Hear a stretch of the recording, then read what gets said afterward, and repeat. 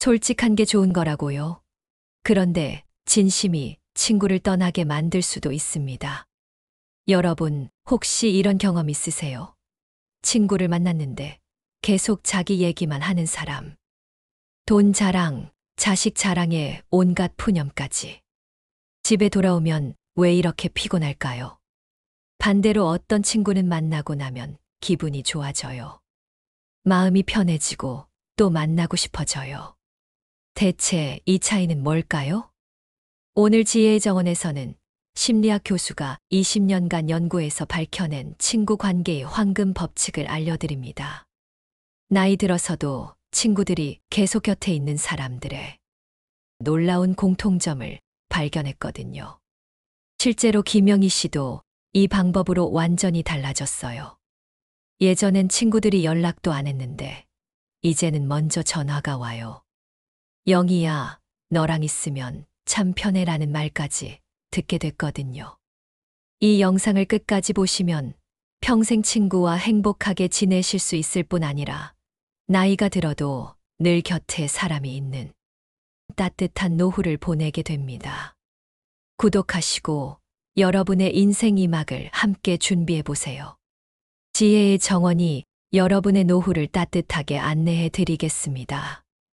자, 그럼 첫 번째 지혜부터 알아볼까요? 첫 번째 지혜는 나 요즘 괜찮아 예요. 여러분, 솔직히 말해보세요. 나이 들수록 몸 여기저기 아프잖아요.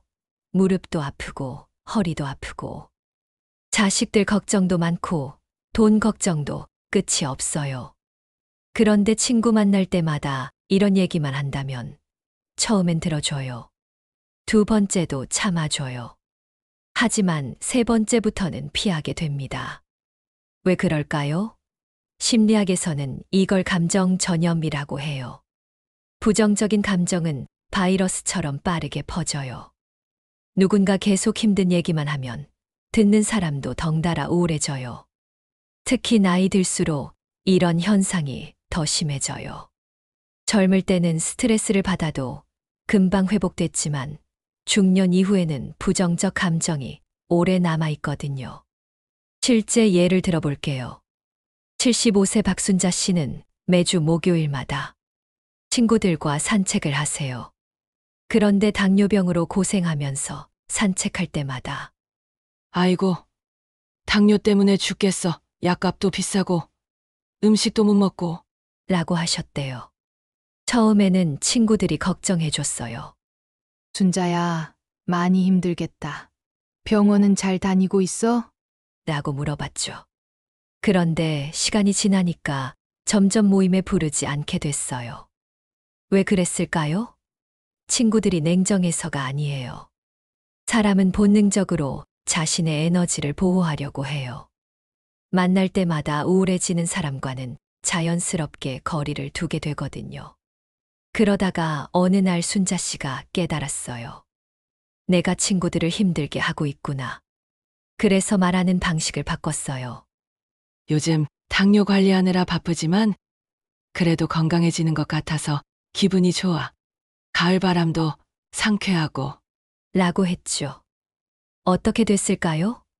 친구들이 오히려 더 자주 안부를 물어보기 시작했어요. 순자야, 요즘 표정이 좋아 보여? 너 만나면 나도 힘이 나라고 하더라고요. 심지어 순자는 정말 긍정적이야. 본받아야겠어 라는 말까지 들었어요. 똑같은 상황인데 표현만 바꿨을 뿐이에요. 하지만 결과는 완전히 달랐습니다. 여기서 중요한 건 거짓말하라는 게 아니에요. 진실을 포장하는 거예요. 힘들어도 괜찮다고 하는 게 아니라 잘 버티고 있다. 조금씩 나아지고 있다. 덕분에 많이 배우고 있다는 식으로 희망을 넣어서 말하는 거죠. 사람들은 무의식적으로 에너지를 주는 사람을 좋아해요. 에너지를 빼앗는 사람은 피하고요. 이건 생존 본능이에요. 우리 뇌는 자동으로 나에게 도움이 되는 사람과 해가 되는 사람을 구분하거든요. 그럼 정말 힘들 때는 어떻게 해야 할까요? 가까운 한두 명에게만 털어놓으세요. 모든 친구에게 다 얘기할 필요는 없어요. 친구마다 역할이 다른 거예요. 어떤 친구는 힘들 때 의지할 수 있는 사람이고, 어떤 친구는 즐겁게 시간을 보낼 수 있는 사람이죠. 마지막으로 실용적인 팁 하나 더 드릴게요. 힘든 상황을 말할 때는 항상 그래도 라는 단어를 넣어보세요. 요즘 몸이 좀 안 좋긴 하지만 그래도 할 수 있는 일들이 있어서 다행이야 라는 식으로 말이에요. 기억하세요. 나 요즘 괜찮아는 거짓말이 아니에요. 상대방을 배려하는 따뜻한 마음이자 나 자신도 더 긍정적으로 만드는 마법의 말입니다.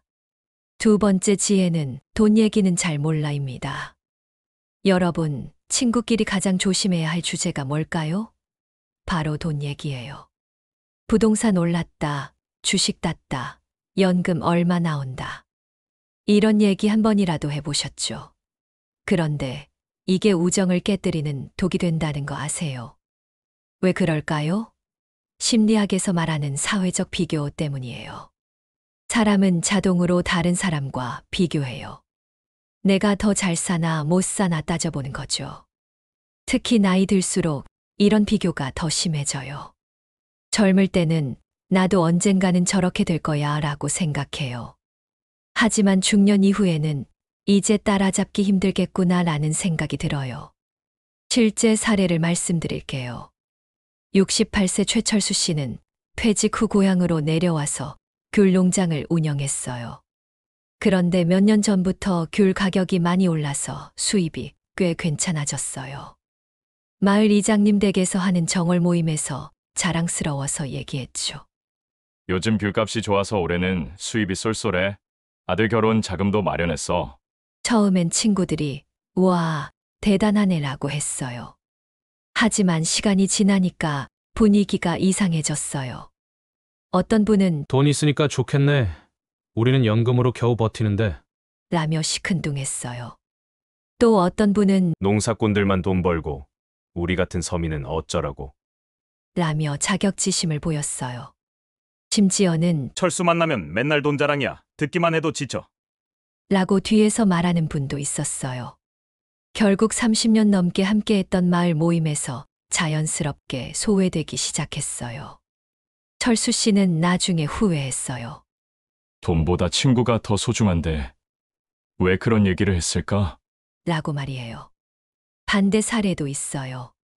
71세 이미경 씨는 남편이 공무원이었고 자녀들도 잘 되어서 경제적으로 넉넉해요. 아파트도 여러 채 있고 적금도 꽤 있어요. 하지만 절대 티 내지 않아요. 아파트 분여회 모임에서 친구들이 돈 얘기하면 나는 그런 거 잘 몰라. 그냥 평범하게 살지 뭐. 라고 해요. 투자나 부동산 얘기 나와도 어려워서 이해 못하겠어 라고 하고요. 실제로는 주식도 하고 펀드도 가입되어 있어요. 하지만 그런 얘기는 절대 하지 않아요. 대신 요즘 마트에서 계란값이 너무 올랐더라. 물가가 정말 무서워. 라는 식으로 소소한 살림 얘기만 해요. 그랬더니 어떻게 됐을까요? 그 부녀회 모임은 벌써 15년째 계속되고 있어요. 친구들이 미경 씨를 정말 편하게 생각해요. 미경이는 허세가 없고 우리랑 똑같아서 같이 있으면 참 좋아. 라고 해요. 여기서 핵심은 뭘까요? 친구 관계에서는 비슷한 수준을 유지하는 게 중요해요. 차이가 크면 클수록 불편해져요. 잘 사는 사람은 시기받고 못 사는 사람은 동정받아요. 둘 다 불편한 거예요. 심리학에서는 이걸 수평적 관계라고 해요. 위아래가 없이 평등한 관계여야 편하다는 뜻이에요. 돈 얘기는 자동으로 위계 질서를 만들어내거든요. 그럼 정말 경제적으로 어려울 때는 어떻게 할까요? 역시 마찬가지예요. 요즘 좀 빠듯하지만 그래도 건강하니까 다행이야. 라는 식으로 가볍게 넘어가세요. 구체적인 금액이나 상황은 말하지 마세요. 핵심은 모르는 척이에요. 알아도 모르는 척, 있어도 없는 척. 이게 우정을 지키는 지혜예요. 잠깐 지금 구독 버튼 한번 눌러주세요. 앞으로도 소중한 인생의 지혜들을 계속 만나실 수 있습니다. 대화 팁 하나 더 드릴게요. 샌드위치, 화법이에요. 먼저 상대방 얘기를 들어주세요. 그 다음에 내 얘기를 아주 짧게 하세요. 마지막에 다시 상대방에게 질문하세요. 그래서 어떻게 됐어? 나도 비슷한 경험이 있는데. 그런데 너는 어떻게 해결했어? 이렇게 하면 대화의 중심이 상대방에게 있어요. 내가 돋보이려 하지 않는 거죠. 기억하세요. 친구끼리는 같은 온도를 유지해야 해요. 그래야 오래 가요. 돈 얘기보다는 마음을 나누는 시간이 훨씬 소중합니다. 세 번째 지혜, 내 말이 맞는 것 같아, 입니다. 여러분, 친구와 대화하다가 의견이 다를 때 어떻게 하세요? 끝까지 설득하려고 하나요? 아니면 그냥 넘어가나요? 나이 들수록 고집이 세진다고 하죠. 그래서 친구끼리도 자주 다툽니다.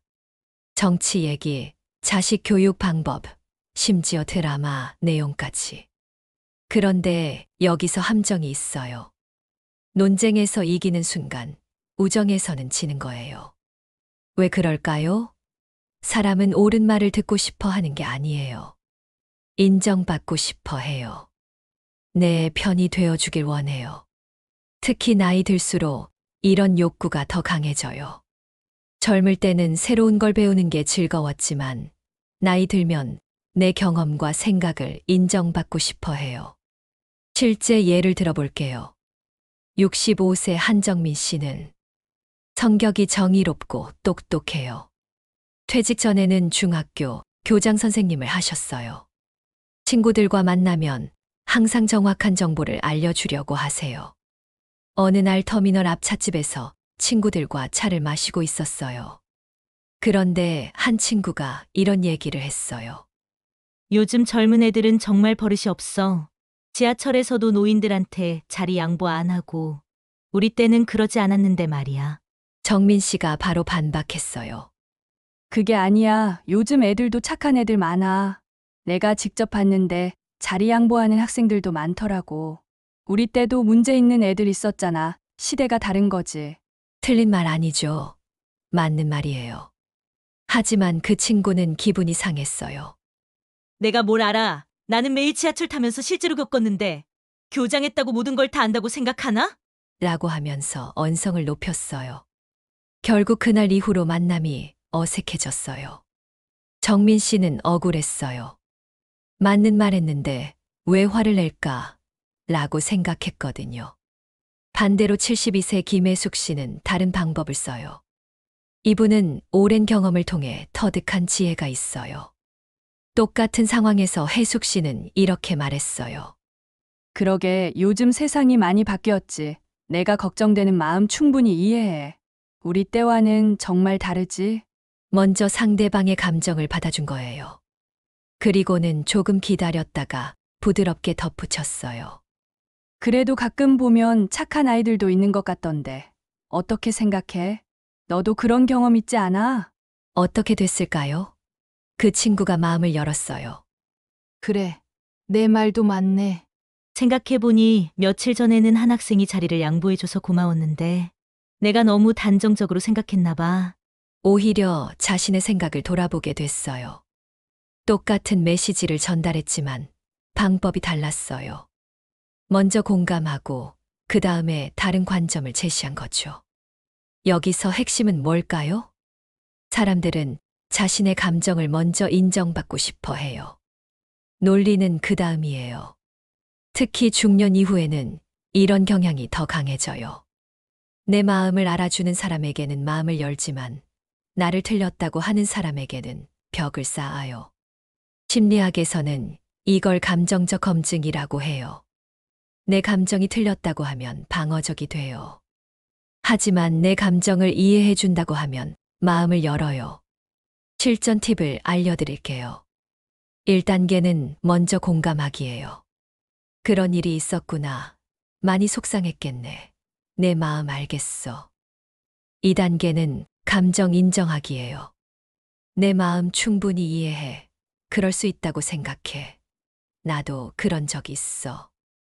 3단계는 부드럽게 다른 관점 제시하기예요. 혹시 이런 경우는 어떨까? 다른 방법도 있을 것 같은데 한 번 더 생각해 볼까? 이 순서를 지키면 상대방이 방어적이 되지 않아요. 오히려 이 사람은 내 마음을 알아준다고 느껴요. 또 하나 중요한 건 상대방이 스스로 깨닫게 하는 거예요. 직접적으로 내가 틀렸어 라고 하지 말고 어떻게 생각해? 라고 질문을 던지세요. 사람들은 자신이 스스로 내린 결론을 더 잘 받아들여요.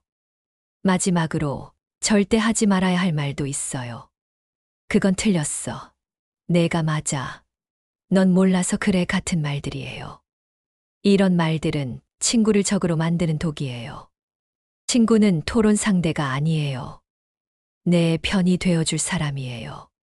때로는 틀린 줄 알아도 맞장구 쳐주는 게 지혜예요. 완벽한 정답보다는 따뜻한 공감이 우정을 지켜줘요. 기억하세요. 내가 맞아 라는 말 한마디가 30년 우정을 지켜줄 수 있어요. 네 번째 지혜. 그 얘긴 처음 듣네예요. 여러분, 혹시 이런 경험 있으세요? 친구가 예전에 했던 얘기를 또 하는 거예요. 처음 들을 때는 재밌었는데 세 번째 듣게 되니까 지겨워져요. 그럴 때 보통 어떻게 반응하세요? 그거 저번에도 들었는데 라고 하나요? 아니면 아, 그래 라고 대충 넘어가나요? 나이 들수록 이런 일이 많아져요. 기억력도 떨어지고 새로운 일도 별로 없으니까 예전 얘기를 반복하게 돼요. 그런데 여기서 어떻게 반응하느냐가 우정을 좌우해요. 작은 반응 하나가 친구의 마음을 열기도 하고 닫기도 해요. 부정적인 예부터 볼게요. 69세 송말순 씨는 성격이 솔직하고 기억력이 좋아요. 젊을 때부터 머리가 좋아서 한 번 들은 얘기는 다 기억하세요. 친구들이 같은 얘기를 또 하면 바로 지적해요. 동네 경로당에서 친구들과 화투를 치고 있었어요. 그런데 옆자리 친구가 손자 얘기를 시작했어요. 우리 손자가 이번에 반에서 1등을 했어. 엄마한테 전화해서 자랑하더라고. 말순 씨가 바로 말했어요.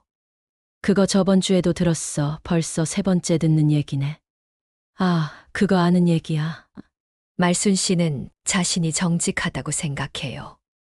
거짓으로 반응하는 게 더 나쁘다고 여기거든요. 하지만 상대방은 어떤 기분일까요? 창피해져요. 민망해해요. 아, 내가 또 같은 얘기를 했구나 하면서 자괴감까지 느껴요. 그러면서 점점 대화 자체를 피하게 돼요. 결국 말순 씨 주변에서는 모든 대화가 짧아졌어요. 친구들이 조심스러워하면서 재미없는 모임이 됐어요. 말순이 앞에서는 조심해야 해라는 분위기가 생긴 거예요. 반대로 긍정적인 예를 보세요. 66세 박은숙 씨는 같은 얘기를 또 들어도 처음 듣는 것처럼 반응해요. 온천에서 친구들과 함께 목욕을 하고 있었어요. 한 친구가 며느리 얘기를 시작했어요. 우리 며느리가 김치를 너무 못 담가. 시어머니인 내가 가르쳐줘야 하는데 어떻게 말해야 할지 모르겠어. 은숙 씨는 이미 들어본 얘기였어요. 하지만 처음 듣는 것처럼 관심을 보여줬어요. 정말? 그런 일이 있었어? 어머, 처음 듣는데 걱정이 많겠네. 와, 그래서 어떻게 하려고? 심지어 새로운 질문까지 던져요. 그럴 때는 어떤 방법이 좋을까? 직접 가르쳐 주는 게 나을까? 아니면 살살 넌지시 알려주는 게 나을까? 그랬더니 어떻게 됐을까요? 친구들이 은숙 씨를 만나면 더욱 활기차게 이야기하게 됐어요. 은숙이랑 얘기하면 기분이 좋아진다. 은숙이는 정말 좋은 친구야 라고 해요.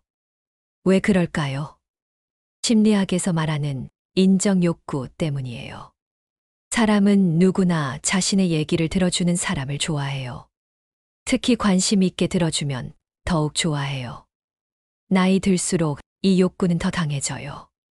젊을 때는 새로운 일들이 많으니까 얘기할 거리가 많아요.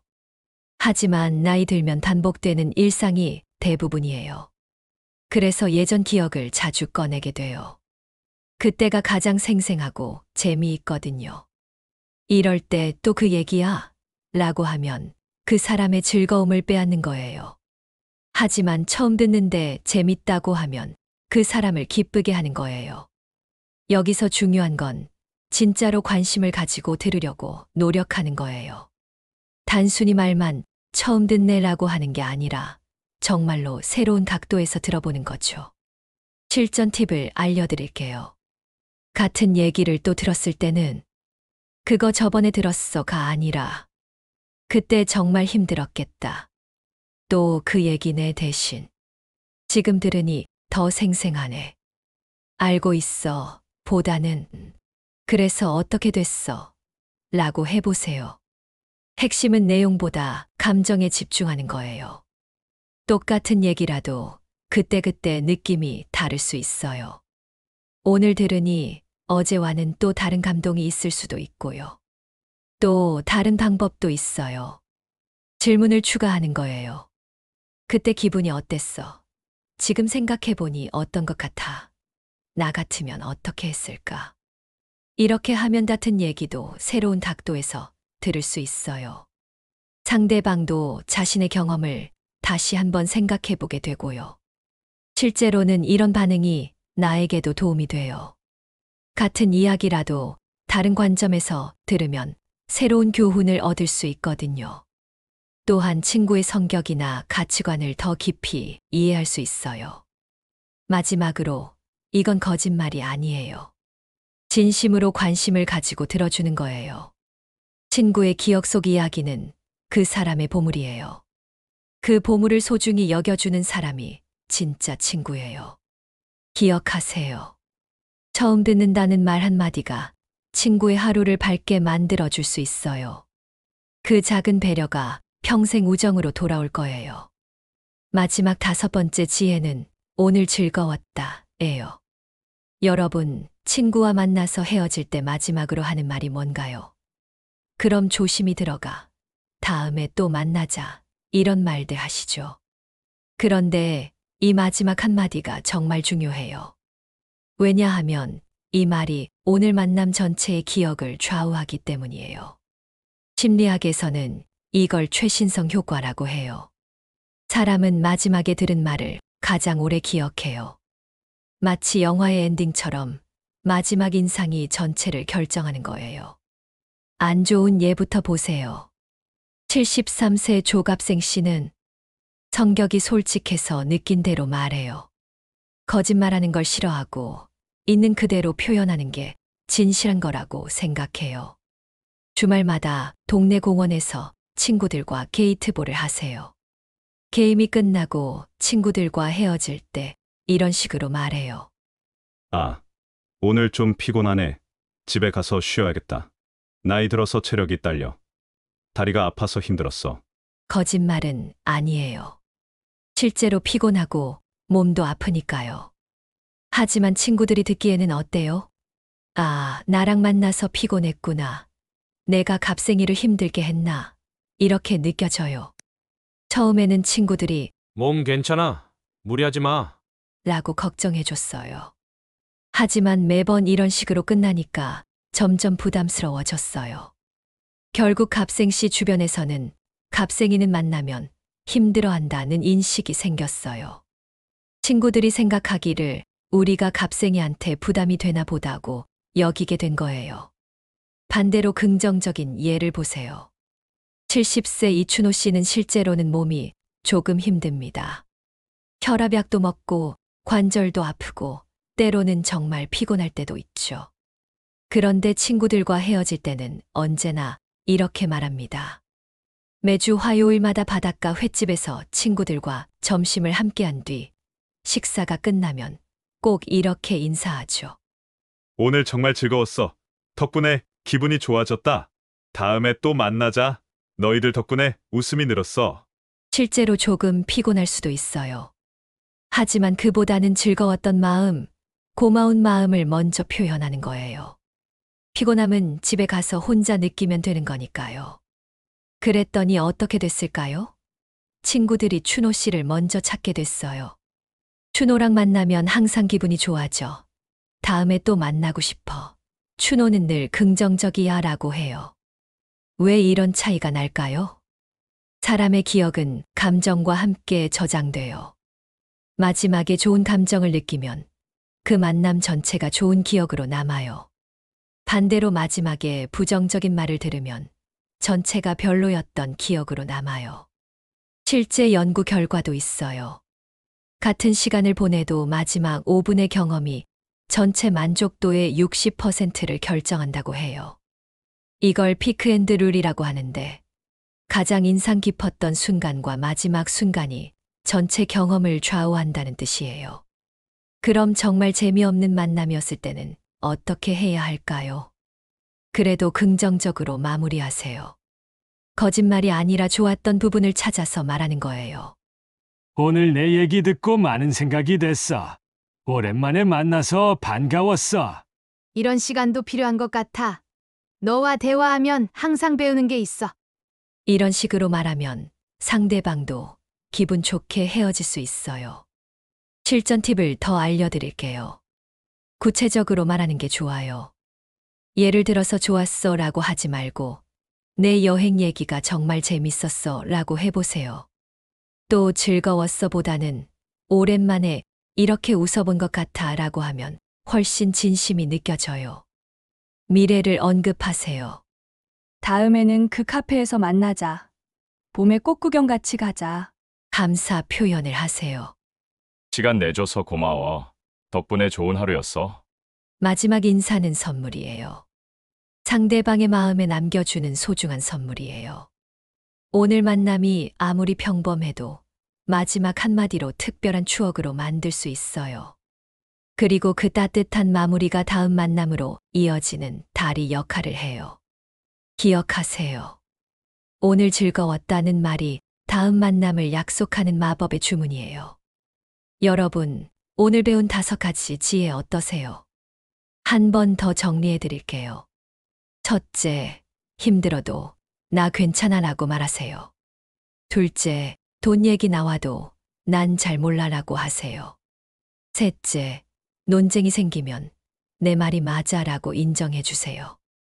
넷째, 반복된 얘기에도 처음 듣는 것 같아 라고 반응해 주세요. 다섯째, 헤어질 땐 오늘 즐거웠다 라고 마무리하세요. 즉, 친구를 만날 때 5가지를 살짝 감추면 그것만으로도 친구는 말없이 내 편이 되어줍니다. 이제 여러분도 진짜 편한 친구가 될 수 있어요. 이런 소중한 인생의 지혜를 놓치고 싶지 않으시다면 구독 버튼을 꼭 눌러주세요. 매주 새로운 영상으로 여러분의 노후를 더욱 행복하게 만드는 실용적인 조언들을 전해드리겠습니다. 여러분 한 분 한 분의 행복한 인생 이막을 위해 지혜의 정원이 함께하겠습니다. 감사합니다.